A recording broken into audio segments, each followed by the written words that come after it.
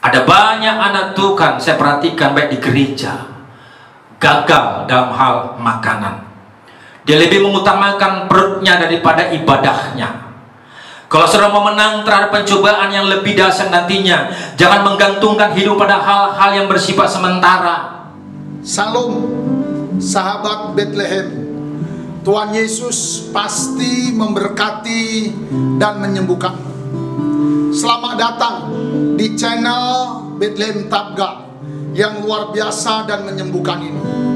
Kami seluruh hamba-hamba Tuhan dan tim selalu berdoa buat Bapak Ibu yang bekerja. Kiranya Tuhan memberkati karirmu dan menjadikanmu kepala. Buat Bapak Ibu para pedagang-pedagang, Tuhan membuat daganganmu selalu laris dan beruntung. Buat teman-teman pemuda, mahasiswa, anak-anak remaja yang kami kasihi, Tuhan pasti menolong. Engkaulah masa depan bangsa ini. Bagi Bapak Ibu saudara-saudari yang sedang sakit, baik yang opname di rumah sakit maupun di rumah, kami berdoa Tuhan Yesus menyembuhkanmu. Sembuhlah, hari ini engkau bisa pulang. Bagi Bapak Ibu yang sudah mensubscribe channel ini, kami ucapkan banyak-banyak terima kasih. Bagi yang belum, mari kami persilahkan sama-sama kita subscribe channel ini, like, lonceng, dan berilah komen yang baik. Kita majukan dan besarkan channel ini bersama-sama. Selamat menikmati. Salam Tabga. Baik, shalom. Terpujilah Tuhan Yesus, Tuhan kita, Juru Selamat kita, yang selalu menyertai kita setiap langkah kehidupan kita, setiap waktu dalam hidup kita. Dia Yesus selalu ada bagi kita. Amin. Biar di pagi hari ini dan ibadah kita Miracle Morning kita kembali ketemu, dan kiranya pertemuan kita pagi ini memberkati saudara dan saya, menjawab pergumulan saudara, memberikan solusi jalan keluar dalam apapun yang saudara pergumulkan. Ya, sebelum kita dengar firman Tuhan, kita angkat satu pujian kepada Tuhan. Mataku tertuju kepadamu. Haleluya. Mari angkat pujian dengan segenap hatimu. Kau tahu pujian ini. Haleluya.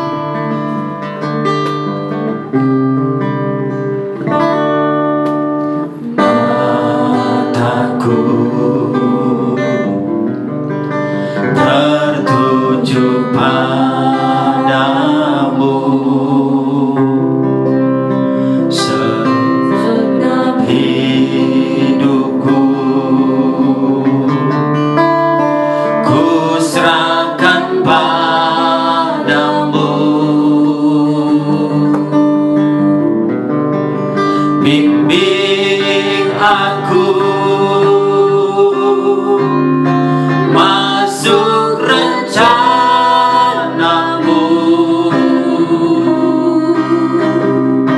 untuk membesarkan kerajaanmu.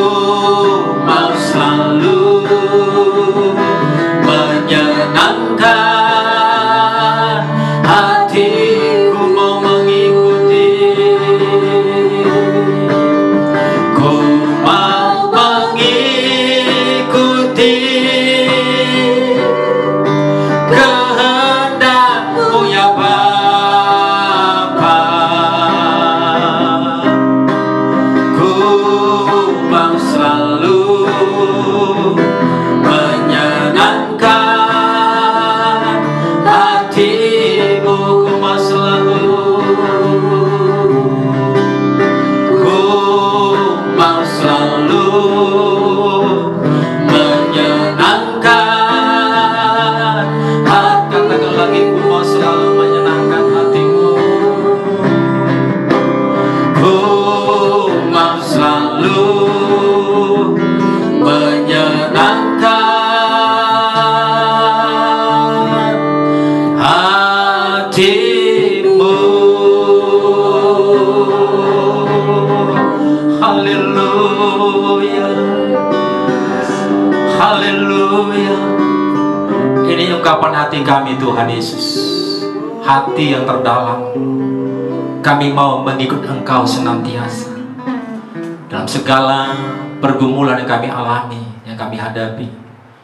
Kami tahu Tuhan beserta kami.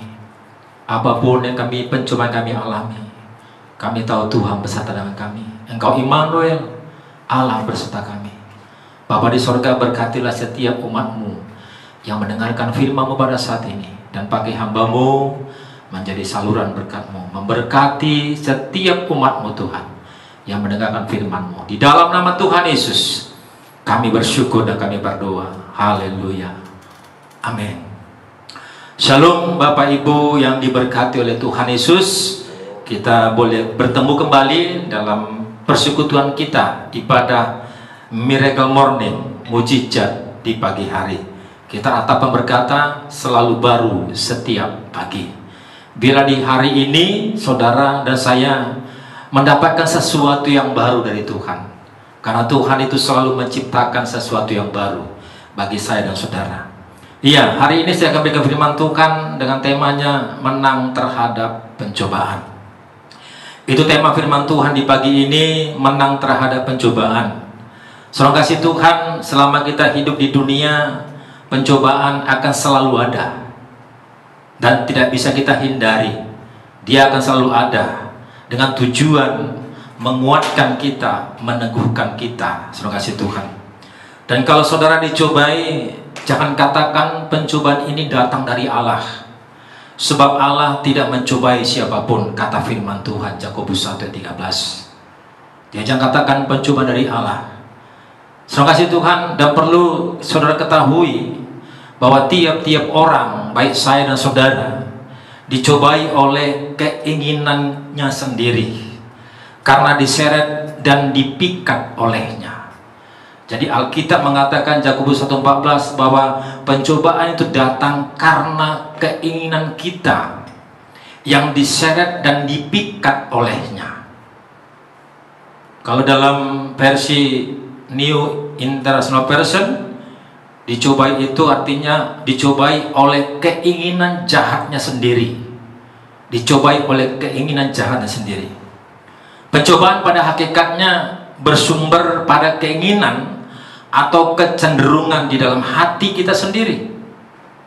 Ada banyak orang mengalami pencobaan karena keinginannya sendiri. Apabila keinginan jahat ini tidak dilawan dan disingkirkan, maka itu menuntun kepada dosa dan kemudian kepada kematian rohani. Kalau sudah mengalami kematian rohani, saudara kasih Tuhan, itu hal yang paling mengerikan. Mati jasmani setiap orang akan mengalaminya, baik tua, baik muda, siapapun dia tidak bisa menolak namanya kematian jasmani.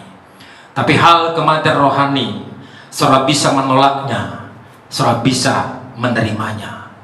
Itu kematian rohani. Tapi kalau kematian jasmani, sekali lagi, setiap manusia yang bernapas pasti akan mengalami kematian jasmani. Dan kita akan lihat di sini bagaimana menang terhadap pencobaan. Karena saya katakan tadi bahwa selama kita hidup di dunia, pencobaan akan selalu ada. Akan selalu ada. Kalau bukan dari diri sendiri, dari istri, dari suami, dari anak-anak, dari tetangga, dari rekan sekerja, rekan segereja pun bisa saja dipakai. Saudara kasih Tuhan, tapi kita perlu menang terhadap pencobaan itu. Bagaimana agar kita bisa menang terhadap pencobaan? Kita lihat Alkitab kita dari Matius pasal 4. satu cerita bagaimana Tuhan Yesus dia mengalami pencobaan. Yesus pun dicobai, hanya tidak berbuat dosa. Matius 4 ayat 1 sampai 11 saya akan baca dengan cepat kepada kita. Maka Yesus dibawa oleh Roh ke padang gurun untuk dicobai iblis. Dan setelah berpuasa 40 hari dan 40 malam, akhirnya laparlah Yesus. Lalu datanglah si pencoba itu dan berkata kepadanya, "Jika engkau anak Allah, perintahkanlah supaya batu-batu ini menjadi roti." Tetapi Yesus menjawab, "Ada tertulis, manusia hidup bukan dari roti saja, tetapi dari setiap firman yang keluar dari mulut Allah." Kemudian iblis membawanya ke kota suci dan menempatkan dia di bubungan bait Allah. Lalu berkata kepadanya, "Jika engkau anak Allah, jatuhkanlah dirimu ke bawah, sebab ada tertulis mengenai engkau, Ia akan memerintahkan malaikat-malaikatnya, dan mereka akan menatang engkau di atas tangannya, supaya kakimu jangan terantuk kepada batu." Yesus berkata kepadanya, "Ada pula tertulis, janganlah engkau mencobai Tuhan Allahmu." Dan iblis membawanya pula ke atas gunung yang sangat tinggi dan memperlihatkan kepadanya semua kerajaan dunia dengan kemegahannya, dan berkata kepadanya, "Semua itu akan kuberikan kepadamu jika engkau sujud menyembah aku." Maka berkatalah Yesus kepadanya, "Nyahlah iblis, sebab ada tertulis, engkau harus menyembah Tuhan Allahmu, dan hanya kepada Dia sajalah engkau berbakti." Lalu iblis meninggalkan dia, dan lihatlah malaikat-malaikat datang melayani Yesus. Saudara kasih Tuhan, kita di sini Yesus sebagai manusia pada waktu itu 100%, dia dicobai. Ayat 1 berkata, Roh membawa dia ke padang gurun untuk dicobai iblis. Roh di sini adalah Roh Kudus, bukan roh iblis yang membawa dia ke padang gurun, tapi Roh Kudus yang membawa dia ke padang gurun untuk dicobai. Untuk dicobai. Nah, sebelum Yesus memulai pelayanannya, dia harus mengalami ini, pencobaan di padang gurun. Pengalaman ini akan mengajarkan kepada kita beberapa hal. Sebelum dia melayani, dia harus dicobai. Dan pengalaman yang dialami oleh Tuhan Yesus yang mengajarkan kita beberapa hal kepada kita. Kita lihat di sini bagaimana Tuhan dicobai dalam hal, ada 3 jenis pencobaan dialami Tuhan Yesus di sini. Jika engkau anak Allah, perintahkanlah supaya batu ini menjadi roti. Karena pada waktu itu dia dalam posisi kelaparan karena baru puasa 40 hari 40 malam. Dan kemudian dicobai, saudara kasih Tuhan, dalam hal kuasa Allah. Jatuhkanlah dirimu ke bawah, sebab ada tertulis, karena mengenai engkau Ia akan memerintahkan malaikatnya, dan mereka akan menatang engkau di atas tangannya, supaya kakimu jangan terantuk kepada batu. Yesus dicobai tentang firman Allah, apakah benar itu kuasa Tuhan. Dan pencobaan yang ketiga, iblis membawa dia kepada bubungan bait Allah dan memperlihatkan semua kerajaan dunia. Dia tawarkan harta dunia kepada Yesus, dan Alkitab berkata dia selalu menjawab, "Ada tertulis." Dan iblis akhirnya lari. Kita akan belajar beberapa hal dari pengalaman yang dialami oleh pribadi Yesus, bagaimana supaya kita menang terhadap pencobaan. Yang pertama, saudara kasih Tuhan, jangan menggantungkan hidup pada hal-hal yang bersifat sementara. Jangan menggantungkan hidup pada hal-hal yang bersifat sementara. Saudara kasih Tuhan, ayat 3 dikatakan, lalu datanglah si pencoba itu dan berkata kepadanya, "Jika engkau anak Allah, perintahkanlah supaya batu-batu ini menjadi roti." Dalam hal makanan, ada banyak anak Tuhan, saya perhatikan baik di gereja, gagal dalam hal makanan. Dia lebih mengutamakan perutnya daripada ibadahnya. Kalau saudara mau menang terhadap pencobaan yang lebih dahsyat nantinya, jangan menggantungkan hidup pada hal-hal yang bersifat sementara. Roma pasal 14 berkata, kerajaan Allah bukan soal makanan atau minuman. Itu kata Alkitab. Dan memang kita sebagai manusia harus makan dan minum, tapi bukan itu yang utama. Kita ada di dunia itu bukan untuk itu.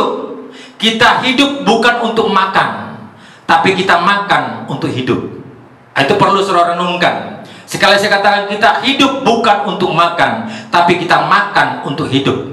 Kalau hidup untuk makan, itu bukan manusia, itulah hewan. Kalau hewan dia hidup untuk makan. Tapi kalau manusia makan itu untuk hidup. Hidup untuk apa? Untuk melakukan perintah Tuhan. Jadi jangan menggantungkan hidup pada hal-hal yang bersifat sementara. Makanya kita berkata, carilah dahulu kerajaan Allah dan kebenarannya, maka sekaliannya akan ditambahkannya kepadamu. Cari dahulu kerajaan Allah, maka sekaliannya akan ditambahkannya kepadamu. Makan minum akan Tuhan tambahkan. Sekecil apapun pekerjaan kita, kalau kita menggantungkan diri kepada pribadi yang kekal, bukan kepada hal-hal yang sementara, maka sekecil apa pekerjaanmu, Tuhan akan membuka jalan bagimu. Saudara kasih Tuhan, yang berikutnya, fokus kepada Allah dengan hidup dalam penyembahan setiap hari, agar kita menang terhadap pencobaan di zaman akhir di mana kejahatan semakin begitu merajalela. Mari fokus kepada Allah dengan hidup dalam penyembahan kepada Tuhan, dalam penyembahan kepada Allah. Saudara kasih Tuhan, iblis menggunakan firman Allah ketika mencobai Yesus dalam ayat yang ke-5 sampai 7, di mana Yesus dicobai akan firman Allah. Jadi iblis memakai itu. Ada kalanya orang dunia maupun setan atau orang lain akan mempergunakan firman Allah untuk mencobai saudara, untuk membujuk saudara, untuk membujuk orang-orang percaya melakukan sesuatu yang menyimpang dari firman Allah. Dia pakai Alkitab. Sebagaimana iblis berkata kepada Yesus, jatuhkanlah dirimu, sebab ada firman Tuhan berkata, dia akan memerintahkan malaikatnya untuk menatang kakimu agar tidak terantuk kepada batu. Saudara kasih Tuhan. Tapi kalau kita fokus kepada Allah, hidup dalam penyembahan kepada Tuhan, kita akan tahu. Setan pakai firman, kita akan tahu bahwa firman disampaikannya untuk menyesatkan kita. Terkadang setan itu pintar memelintirkan firman Tuhan. Hanya sedikit saja dia geserkan, akhirnya berubah itu makna firman Tuhan. Tetapi kalau kita fokus kepada Allah dan hidup penyembahan kepada Tuhan tiap-tiap hari, saudara kasih Tuhan, kalau kita punya penyembahan yang indah dengan Tuhan, Alkitab berkata kita akan sama dengan apa kita sembah. Itu kita Mazmur 115 mengatakannya. Kita akan sama dengan apa yang kita sembah. Kalau kita menyembah Yesus akan sama seperti Yesus. Enggak, ketika setan memakai firman untuk menyerang kita, untuk menyesatkan kita, kita bisa tahu bahwa itu penyesatan. Karena Alkitab menubuatkan penyesatan akan semakin banyak terjadi. Jadi mari pahami. Yang kedua tadi itu fokus kepada Allah dengan hidup dalam penyembahan kepada Tuhan setiap hari. Yang terakhir, bagaimana supaya kita menang terhadap pencobaan? Jangan menggeser dalam mengutamakan Tuhan dalam hidup kita setiap hari. Jangan menggeser dalam mengutamakan Tuhan dalam hidup kita dengan hal-hal yang bersifat sementara. Jangan pernah gantikan. Tetaplah Yesus yang utama bagi kita. Dalam pencobaan ini, iblis mencobai Yesus tentang kekayaan dunia. Dia pikir dengan kekayaan dunia Yesus menyembah setan. Alkitab berkata, Yesus berkata, nyahlah iblis, sebab ada tertulis, engkau harus menyembah Tuhan Allahmu, dan hanya kepada Dia sajalah engkau berbakti. Tawaran iblis kekayaan dunia kepada Yesus. Dan tahukah saudara, tawaran itu kepada saya dan saudara, agar saudara menyimpang dari mengutamakan Tuhan dalam hidup kita. Akhirnya kita mengutamakan dunia dalam hidup kita. Hingga ketika saudara mengutamakan dunia, ujungnya adalah maut. Jadi mari kita pahami, jangan menggeser dalam mengutamakan Tuhan dalam hidup kita dengan hal-hal yang bersifat sementara. Alkitab berkata, kerajaanku bukan dari dunia. Kata Yesus, kerajaanku bukan dari dunia. Karena Yesus itu berasal dari sorga, maka kerajaannya bukan dari dunia. Matius 16 ayat 26 berkata, apa gunanya kau memiliki seisi dunia jikalau jiwamu binasa? Apa gunanya kau memiliki dunia jikalau jiwamu binasa? Jadi Bapak Ibu, mari biarlah kita mengutamakan Tuhan dalam hidup kita. Katakan kepada Dia, kau yang termahal dalam hidupku, kau yang termanis dalam hidupku, kau yang terindah dalam hidupku. Katakan kepada Yesus, maka Yesus akan memberkati saudara. Yesus akan memeliharakan saudara. Yang terakhir, bagaimana kita terhadap pencobaan? miliki firman dalam hati, bukan dalam Alkitab. Sekali lagi, miliki firman dalam hatimu, bukan dalam Alkitabmu. Maka firman itu akan menuntun saudara untuk menang terhadap pencobaan. Sebagaimana Yesus, dia pakai firman Tuhan melawan setiap pencobaan setan itu. Dan kalau saudara memiliki firman, saudara bisa melawannya. Amin. Bila firman Tuhan ini memberkati kita semuanya dan meneguhkan hati kita semuanya. Dan mari kita berlomba-lomba, saudara kasih Tuhan, untuk melakukan perintah Tuhan ini. Jadi bagaimana supaya kita menang dari pencobaan? Jangan menggantungkan hidup pada hal-hal yang bersifat sementara. Yang kedua, fokus kepada Allah dalam hidup penyembahan kepada Tuhan. Yang ketiga, jangan menggeser dalam mengutamakan Tuhan dalam hidup kita dengan hal-hal yang sementara. Yang terakhir, miliki firman dalam hatimu, bukan di Alkitabmu. Miliki firman dalam hatimu. Demikian firman Tuhan, dan bila firman Tuhan memberkati kita dan menguatkan kita dan menyembuhkan kita. Haleluya, haleluya. Kita angkat pujian kita kepada Tuhan. Haleluya. Bukan dengan kekuatanku ku dapat jalani hidupku tanpa Tuhan yang di sampingku. Ku tak mampu sendiri, Engkaulah kuatku yang menopangku. Ku pandang wajah-Mu dan berseru, pertolonganku datang dari-Mu. Peganglah tanganku, jangan lepaskan. Kaulah harapan dalam ku pandang wajah-Mu, ku pandang wajah-Mu dan berseru, pertolonganku datang dari-Mu. Peganglah tanganku, jangan lepaskan. Kaulah harapan. Dan katakan bubereng bohing, bubereng bohing las martangiana, mangidopang rupion dia. Sai tiok tanganku, sai togu maaf. Ai hodo Tuhan, pargogo ai hodo Tuhan. Ai hodo Tuhan, pargo ai hodo Tuhan. Ai hodo Tuhan,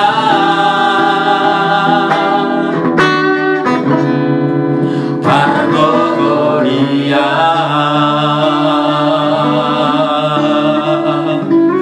Kami menyadari Tuhan Yesus, kami tidak punya kekuatan apapun Tuhan.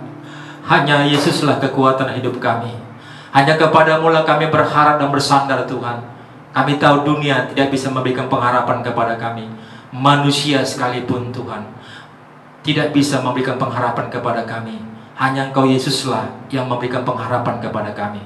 Bapa di sorga, berkati setiap umat-Mu telah mendengarkan firman-Mu Tuhan. Biarlah Engkau menguatkan, meneguhkan Tuhan. Biarlah Engkau memberkati Tuhan, memberikan kemenangan daripada kemenangan. Berkati semua Bapa, baik orang muda, orang tua, yang bekerja, yang kuliah, yang sekolah. Tuhan berkati Tuhan Yesus. Hamba berserahkan segenap jemaat-Mu, umat-Mu datang kasih-Mu Tuhan. Dan nyatakan mujizat-Mu bagi umat-Mu Tuhan. Nyatakan pertolongan-Mu bagi mereka Bapa. Ketika mereka dicobai, Roh Kudus memberikan kekuatan. Roh Kudus memberikan jalan keluar bagi setiap umat-Mu Tuhan. Hingga umat-Mu menjadi pemenang lebih daripada orang-orang menang. Terima kasih Bapa yang baik. Kami juga berdoa bagi bangsa kami ini. Biarlah Kau memberkati bangsa kami terbebas daripada COVID-19 Tuhan. terbebas dalam nama Tuhan Yesus Kristus. Terima kasih Bapak, terpujilah Tuhan. Berkati terus pelayanan channel Tuhan Miracle Morning ini. Pakai Tuhan lebih heran lagi untuk membesarkan nama Tuhan. Terpujilah namamu, dalam nama Tuhan Yesus yang bersyukur dan kami berdoa. Haleluya. Amin. Tuhan Yesus memberkati.